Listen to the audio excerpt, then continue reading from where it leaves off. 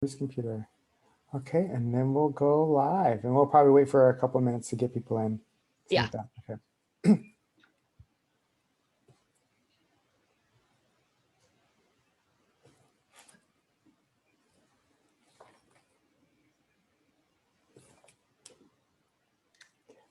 Hello, everyone. Happy Tuesday evening. Hope you all are doing well. We're going to go ahead and let people come into the room. This sounds a lot like Clubhouse, if those of you who have been on that app. Let's see. Fun, online, here live. Just make sure we have people coming in. Don't want to miss anyone. Sweet. It's very exciting. Yes. Tonality is live. Hello. There we go. All right. Have some friends here. Awesome. So, good evening. My name is Alexander Lloyd Blake, if you need the official name. We are so honored to be here with Dr. Melissa Dunphy, composer extraordinaire, music activist, citizen artist, all the things. The honor is mine, seriously. Mutual. We'll agree to agree. That's right. And so we will start off tonight by playing a little bit of our premiere. This is from Dr. Dunphy's piece, American Dreamers, our multi-movement work. This is United We Dream. So we're going to play a little bit of the sound for you.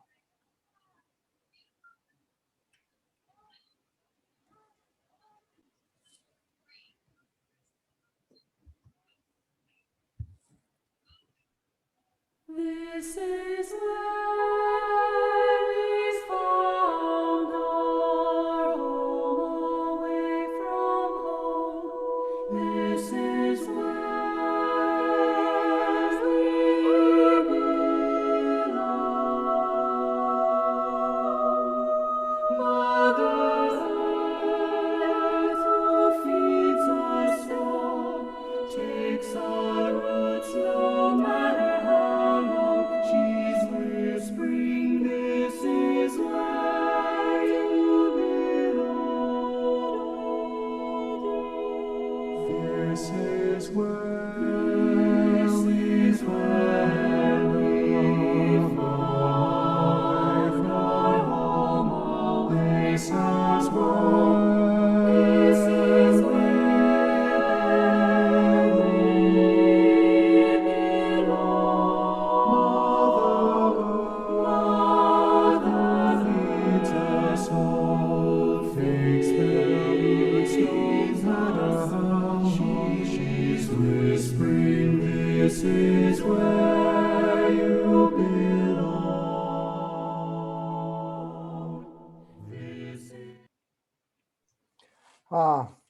It's such a breath of fresh air, that movement.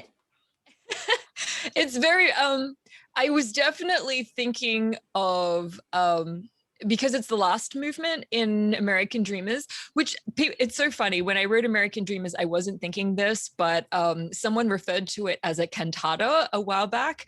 And the first time I heard that, I was like, wait a second, it's not a cantata. What are you talking about? And then I thought about it and I was like, oh, it is. It totally is.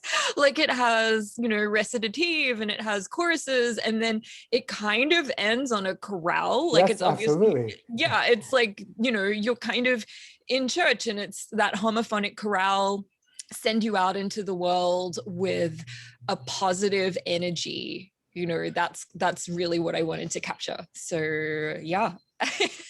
Awesome. Well, can you tell me then, first of all, about the whole multi-movement work, American Dreamers, how it came about, and then we'll kind of get into specifics of the last chorale. Yeah, absolutely. So it was only a couple of years ago, really, I think 2018, I was approached by a community chorus here in Philadelphia, Philharmonia.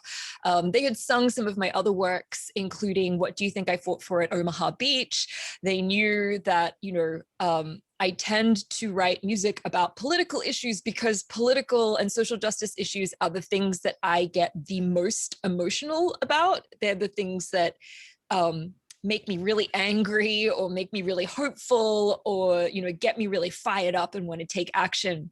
And for me as an artist, that's kind of why I like to create art, or what, that kind of energy is what sustains me through the incredibly long act of bringing a piece of art into the world.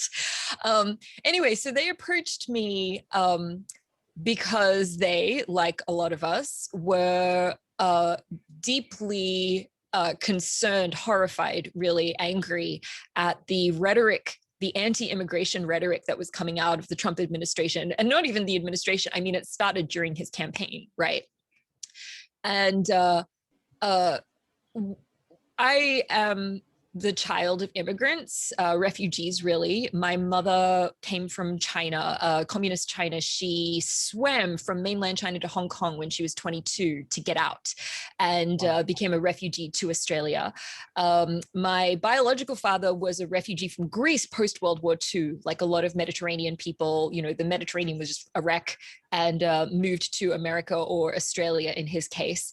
My stepdad's my grandparents on my stepdad's side were also World War II refugees from China, from the Japanese invasion of China. So I have all of these stories of fleeing your homeland and coming to a new place in my background.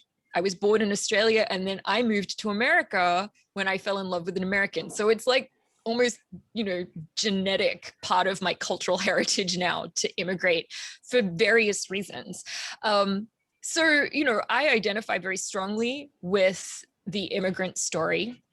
And I too was disgusted by the xenophobic rhetoric that was coming. I could see how immigrants were being scapegoated for a lot of America's problems that have existed since America began, really.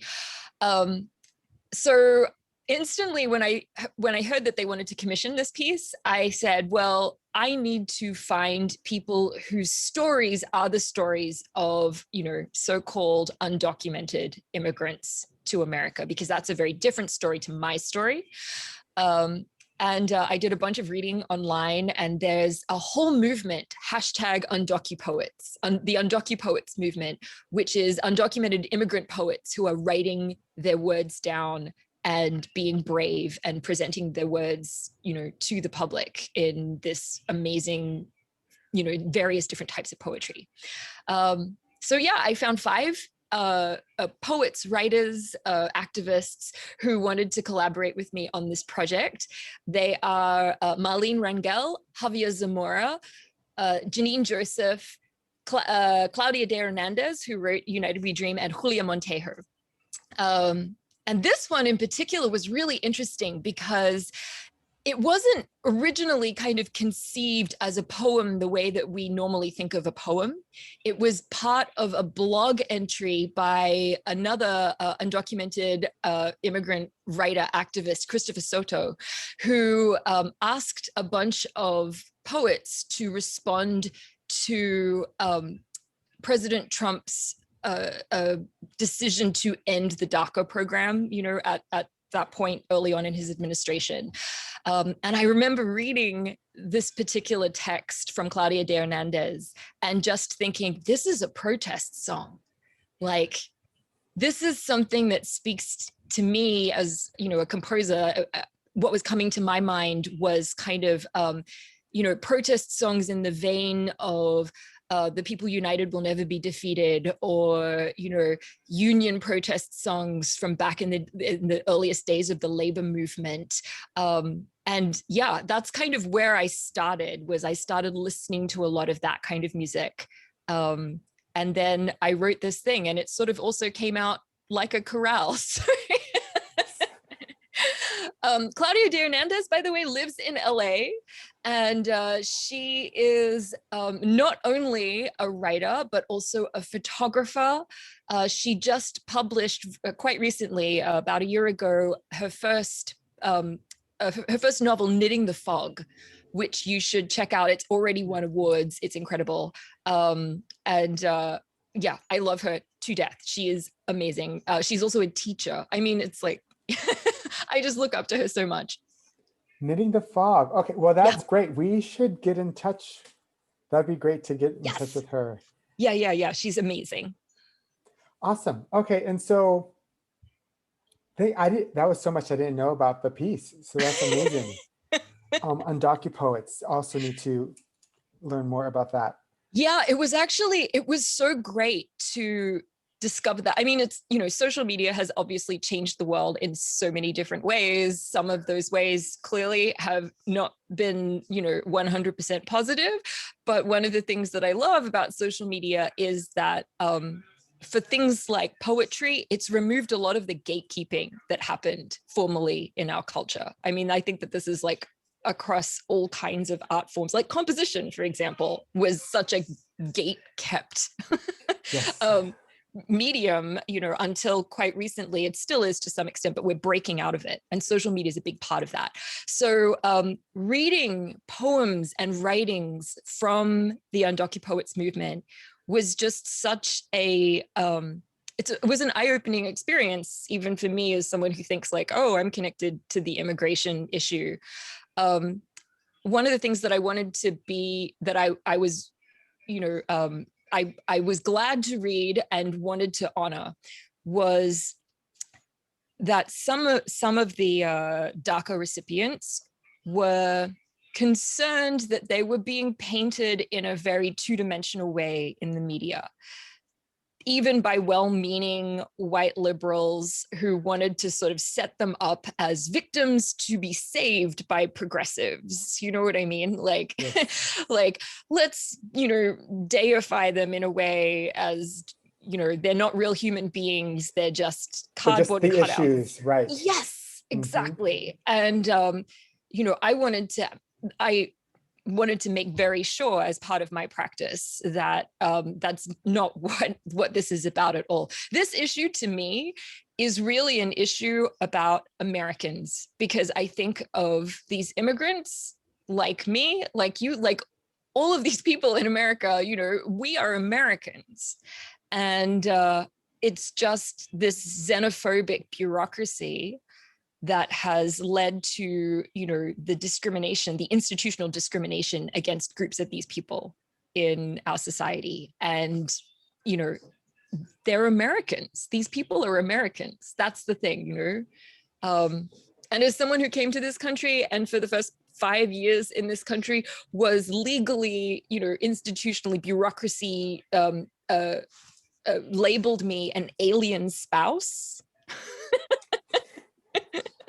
I know it's not funny, but it really is. Like when you think about like, how could you call someone that?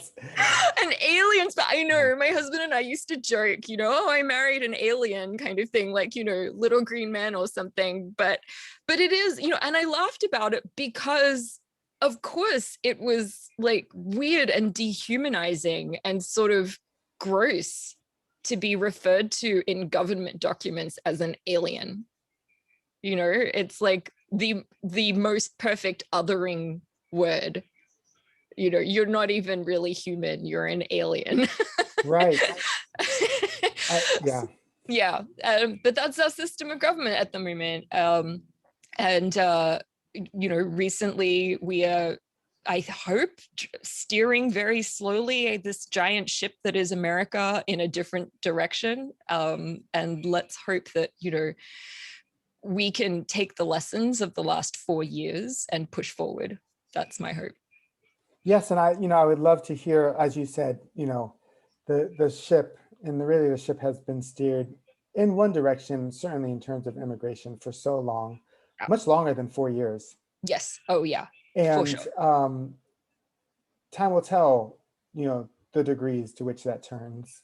But you talked about the purpose and of your writing, the impetus about your writing that music. Then how do you find, or what would you like to consider about your piece as it's seen now? Sure. Well, here's the funny thing. It's like the last few months, we've had some massive events. We've had an election. We've had a treasonous insurrection. We've had like a change of administration. There's been a whole bunch of different things. And in 2021, we like to think like, oh, it's different now, like we're in control again. And we're not. We're absolutely not. One of the, like just this past week, I read that, what's his name? Stephen Miller was in the media again, making incredibly disgusting xenophobic comments about immigrants, changing the nature of America, like changing the fabric of America, by which he means white America. The fact that someone who is the scion of a Jewish family who also immigrated to America back in the day can come out with something like that, I think is really, I mean, it's sad in a way, because it's like he has allied himself with the, white supremacist hierarchy in order to feel like he belongs here, which is all just a long way of saying, nothing has changed actually in the last 3 years, in the last 3 months where we've had all these changes. Nothing has changed. We still have so much work to do. The work is just beginning.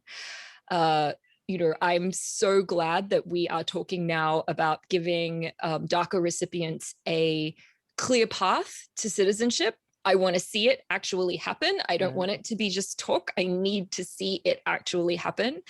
I think that we as Americans need to deconstruct this idea that we are a white Christian nation of Anglo-Saxon, people who've been here since the Civil War or the Revolutionary War or whatever. This is just such a false narrative about our country, but we've been lying to ourselves for a really long time, and it's going to take a while to deconstruct that. So, I don't think I'm saving America with my one choral piece, but I do, I do think that one way that we as artists can think about how to help this process is by thinking about the stories that we tell as artists, thinking about how everything that we do as artists is political, whether we like it or not, thinking about what we choose to highlight in our work and who we choose to collaborate with, and what are we doing to change the situations that we think are unjust or unfair. That's what our job is, and I don't think that that's changed all that much. It's just now we have a little bit of hope. We have a little bit of buoyancy. Great. Let's get out there and do the work. Well said. There's an interview.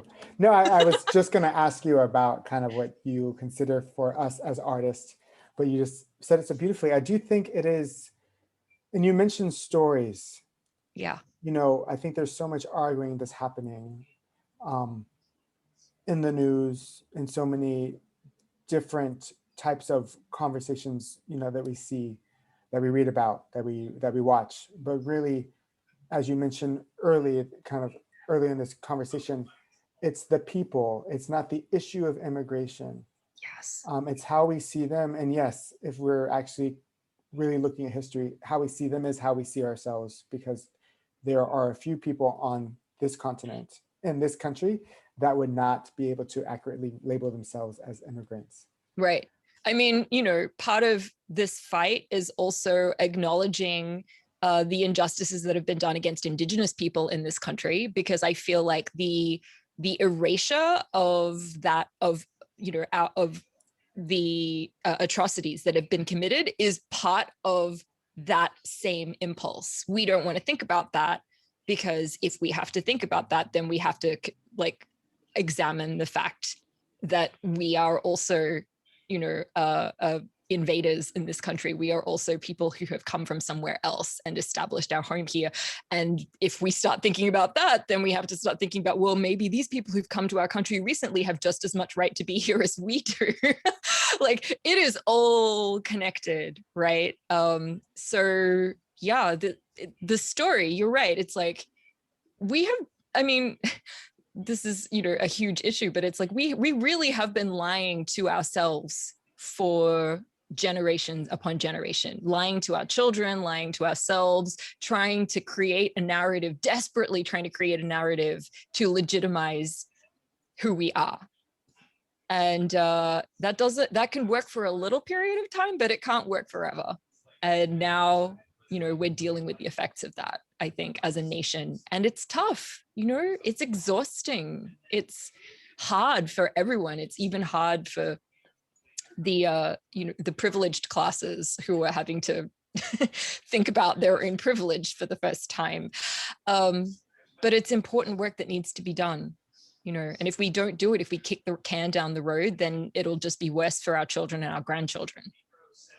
Absolutely. And that's why I find it so relieving to work with young people, because they have had less years to learn the lies that we teach them systemically or through our own, insecurities and fears about who they really are. And plus, oh my God, Gen Z is amazing. Like Gen Z, if you've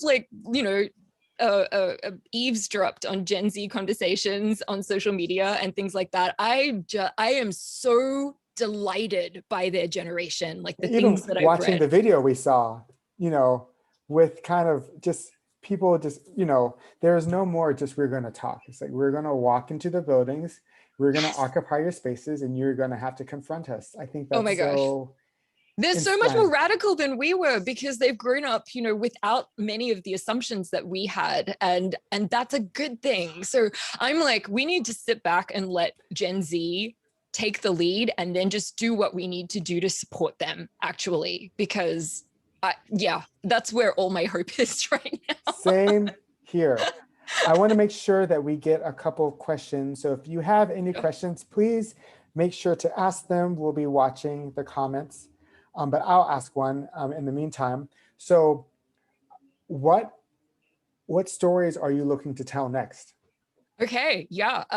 I have a bunch of projects, a bunch of irons in the fire, which is an amazing privilege to have as an artist in the time of a pandemic. But there are a bunch of different things that are coming up. I am working on my first commissioned full opera for Oberlin Conservatory. And there's some of the themes that we've been talking about are sort of inherent in that as well. I'm telling the story of a woman who died on my property here in Philadelphia in the 19th century. But actually, even though it sounds like, it's a typical opera that's about, a fallen woman who died in the 19th century. Gee, Melissa, can you get any more cliched than that? But it's not actually about that, because the whole opera is told from the perspective of 21st century archaeologists who are uncovering her story. And essentially, the gist of the opera is that when any historian or any modern day person tells a story about the past, it's not a truth. It's not just the facts. What you choose to say in your story says just as much about who you are as it does about the story that you're trying to tell. So the perspective that you give, the person who's the narrator of the story, the amount of agency you give the characters in the story, the motivations that you ascribe to the people in the story, all of that, everything that we consider history is told through the lens of the people who are giving that history. So, we're looking at this now as a country, right? Like, what about our history is skewed and twisted because of who's told that history? And how do we get to the truth? Is it even possible to get to the truth? What is truth? Big questions. So, why not have a big opera where people sing about it? That's the idea. That's amazing. And just the concept of truth and lens. I mean, that could be, I was to say that could be its own opera, but it looks like it is. So no, I'm excited to hear more about that. And Oberlin, congratulations on your first opera. Thank you. Yeah, it's a big old project. But I'm a theater kid from way back as well. I love the stage. I love drama. I love constructing a narrative. And oh man, I really can't wait until this pandemic is over so I can see live people perform again. I mean, video is great, and video is actually like film is amazing. The fact that we've created this video for this piece, I think, is um, is just the most amazing opportunity to get music out to a wide number of people from all around the world who wouldn't have had the chance to see it live, see Tonality actually sing it live. I haven't had the chance to see Tonality sing live yet. I know. Because I'm on the Tragedy. other side of the country. I know, it's terrible. I was going to this last year, but the pandemic shut everything down. But there really is something special about breathing in the same space as a group of people, you know, a choir all breathing together, and you watch the audience breathe in with the choir, because as human beings, we want to share that experience. I miss that so much. I'm gonna be a total emotional wreck the first time I'm in a room with, you know, people singing together again. I'm just gonna start bawling. I know. Well, this is certain, especially with this, again, chorale. This is certainly a melody that is so accessible. You know, we could teach to our audience. I mean, and really, Yes. I'm just thinking of the first time we all, as which happens in every Tonality concert, that we all get to sing. So certainly looking forward to that. Someone had mentioned, oh, yes, the videos. Thank you for that. Someone said they love the videos that we're producing. Yes. We will not become a production company, but I do think we will continue to produce these videos, because I do think, as you said, they give us an opportunity that perhaps we weren't thinking of before in terms of reaching people who we wouldn't be able to reach before. Yeah, Also, massive kudos to you, by the way. Your videos are amazing. Like seriously, um, you know, I mean, maybe it's sort of a low bar, and I'm not poo-pooing like anyone, except classical music in general has been so slow to adopt technology that we've really been on the back foot, I think. And Tonality is leading the way, I have to say. Like, I regularly share your videos with other people and say, this is how it is done. So yeah, massive kudos to you. well, thank you. Yes, and you know, obviously, the best part of those videos is that I don't do much about it. So that's Pietro Torrisi does our videos, and we have, you know, the singers are amazing doing their recording, and Jet Galindo with the bakery engineering, just giving everyone props.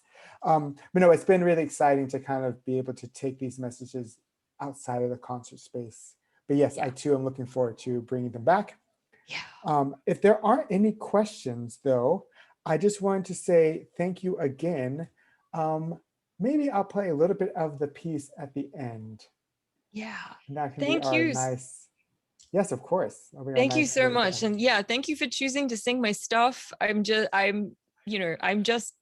delighted. Your singers are amazing. I had a little preview of the video before we did this call, and I was just, you know, seeing the familiar faces in Tonality. I don't know all of them, but I know some of your singers, and I was just grinning my face off. It was so great to see them performing again. So thank you. Of course, yes. And so the video will be on Patreon this evening, as will this interview, which will also live, of course, on Facebook. So please make sure you check it out.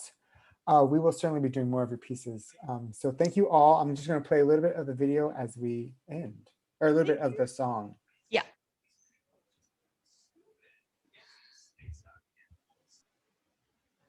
Maybe I should take it off of mute, and then I'll play a little bit of the song. That'll make it even better.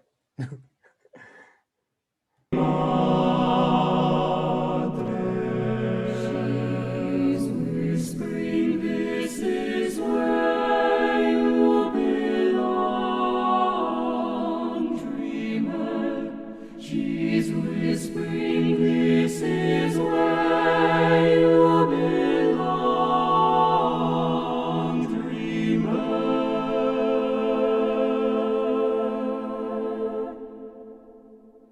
She's whispering, this is where you belong.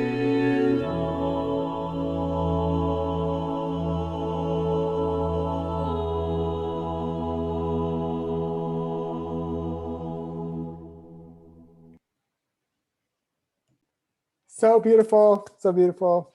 Big plagal cadence there at the end. That's why it's church. Exactly. So again, thank you so much again for joining us, Dr. Dunphy, and thank you all for joining us here on live. And we will look forward to chatting with you all soon. Have a good evening.